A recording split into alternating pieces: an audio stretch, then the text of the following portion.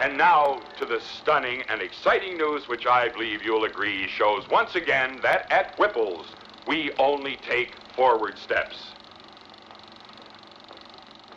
This is the X109B14 modified transistorized totally automatic assembly machine, which eliminates 61,000 jobs, 73 bulky, inefficient machines, 81,000 needless man-hours per 11 working days, and $4 million in expenditures each year for employee hospitalization, employee insurance, employee welfare, and employee profit participation. Within 6 months, our entire production facilities will be totally automated. Ladies and gentlemen, from now on, Whipple will operate from a brain center with machines such as this one. Recently, there was a study by economist David Autor of MIT that states that our middle class is obsolete and being replaced by automation. Quite simply, mechanization is more productive, efficient, and sustainable than human labor in virtually every sector of the economy today. Machines do not need vacations, breaks, insurance, pensions, and they can work 24 hours a day every day. The output potential and accuracy compared to human labor is unmatched.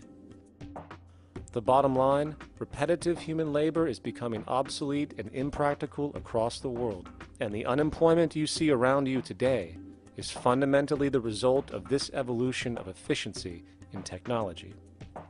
For years, market economists have dismissed this growing pattern, which could be called technological unemployment, because of the fact that new sectors always seem to emerge to reabsorb the displaced workers. Today, the service sector is the only real hub left and currently employs over 80% of the American workforce, with most industrialized countries maintaining a similar proportion.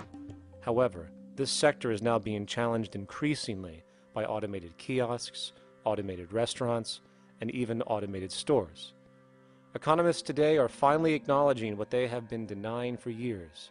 Not only is technological unemployment exacerbating the current labor crisis we see across the world due to the global economic downturn, but the more the recession deepens, the faster the industries are mechanizing. The catch, which is not realized, is that the faster they mechanize to save money, the more they displace people, the more they reduce public purchasing power. This means that while the corporation can produce everything more cheaply, fewer and fewer people will actually have money to buy anything, regardless of how cheap they become. The bottom line is that the labor for income game is slowly coming to an end. In fact, if you take a moment to reflect on the jobs which are in existence today, which automation could take over right now if applied, 75% of the global workforce could be replaced by mechanization tomorrow. Tell me, you really expect to automate this place in 6 months? 4 months would be a better guess. You know, there are a lot of things going into the old trash heap, Hanley. Time clocks, for instance. There won't be anybody to punch in or out. I think I'll donate them to a museum. Something, Hanley? Yes, something. Something like a lot of men out of work. You know what your trouble is, Hanley? You're holding on tight to this 19th century. I'm holding tight to some principles, Mr. Whipple. Some principles that have to do with firing. Tell me, Mr. Whipple, why are you so eager to replace men with machines? Ever occur to you that you might be trading efficiency for pride? Pride? Yes, pride, Mr. Whipple. Craftsmanship. What a man feels when he makes something. Tell me, what do you suppose that machine of yours feels? Anything? Anything at all? What the devil can I do with pride? Can it, bottle it, wrap it, produce it? I'm not selling pride, I'm selling product. However, we're not only faced with ongoing systemic global debt defaults, we're also faced with an coming labor collapse or growing labor collapse across the world due to, again, technological unemployment, largely ignored by economists who choose to see basically what they prefer to see, as best I can tell. The invention and application of technology is what has caused every major shift of human labor throughout history. Given the exponential literally rise in our development in automation and computer technology, artificial intelligence, I'm sorry to say, well actually I'm very happy to say, is that humans really don't stand a chance to compete with what we've created. We can't personally evolve as fast as our technological ingenuity is. And the effectiveness and application over time is just powerful. And either a shift happens or we just continue this constant grind down of destabilization through global unemployment. Now you realize that this somewhat wholesale discharge has nothing whatever to do with dissatisfaction on your part or that of the men. It's merely progress, Mr. Dickerson, progress. Out with the old, in with the new. Automation. That'll be all, Mr. Dickerson. We also need to use the most efficient methods for producing those goods. And in this case, deliberate mechanization. Technological unemployment, and I've talked about this at length, I'm not going to go into too much detail here, but it is now inverse to productivity in most sectors. In other words, more people are displaced, the more mechanization comes in, the greater the productivity. That's an amazing change in the paradigm as far as the way we've been operating for thousands of years. This means, in fact, it is negligent, literally irresponsible for us not to mechanize on every relevant level if we wish to be, again, truly efficient and respect the nature and habitat that we live in.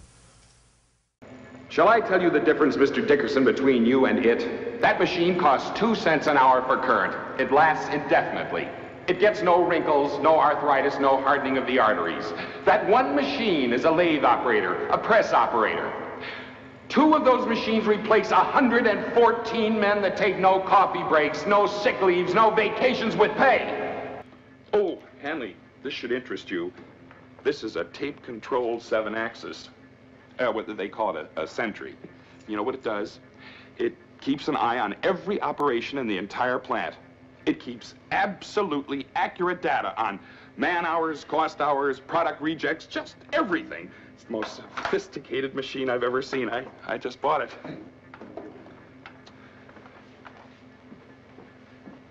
And how many men does it replace? Oh, well, this should please you. Only one. Just one. As a matter of fact, Hanley, it replaces you.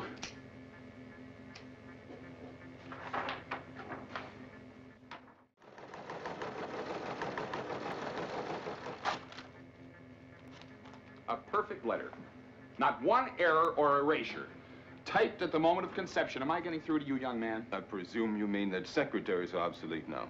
Precisely obsolete. And do you know what else it means? It means there'll be no more powder rooms, no more coffee breaks. No more work stoppages due to various and sundry inconveniences such as maternity and that sort of thing. Inconveniences like maternity. You'll have to forgive me, Mr. Whipple. But if we keep up with this sort of thing, we're going to have wonderful products, but mighty few people to buy them. Happily, that is not my concern. I am here to provide efficiency. That is my only concern. Scientists never seem to grasp the enormous potential of machines to free people from arduous and repetitive labor. What would we do if we didn't have to work all the time? The answer to the new question, what is human life about? What are we going to do with all this time? Up until this time, you had to work. We now realize that it's an insult for any American citizen to be forced to do a job that can be done better by a machine. I propose this. I want you to think about this. Let's realize that work is something done by robots. So the new motto becomes, robots work, human beings perform.